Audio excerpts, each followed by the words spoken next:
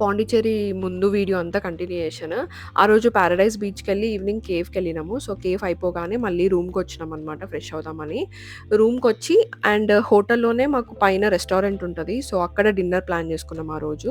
And next day morning ఇదంతా. Next day morning గూడా breakfast చేసుకున్నాము. బీచ్ ముందు చాలా సేపు టైమ్ స్పెండ్ చేసి, వచ్చి బ్రేక్‌ఫాస్ట్ చేసుకొని కింద కెఫే ఉంటది.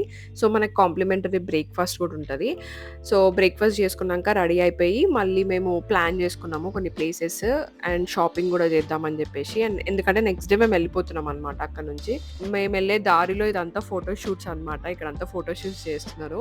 అండ్ దాని తర్వాత అరబిందో ఆశ్రమంకెళ్ళినాము. సో, అదే రోజు మేము వెళ్ళిన రోజే Shri Aurobindo mother's birthday date.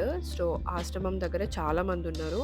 కొంచెం లేట్ అయింది మాకక్కడే. కాకపోతే షాపింగ్ చేసుకున్నాము. పక్కనే స్ట్రీట్ ఉంటది. అంతా ఔట్‌డోర్ షాపింగ్ లాగుంటది.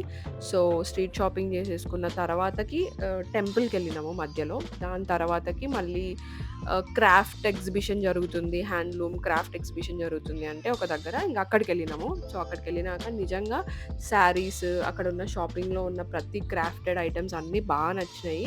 అండ్ ఈవినింగ్ వరకు షాపింగ్ మాకక్కడే అయిపోయింది. దాని తర్వాత నెక్స్ట్ డే కొంచెం లేట్‌గా లేసినాము. ఎందుకంటే నైట్ బీచ్ దగ్గర చాలా సేపు ఉన్నాము.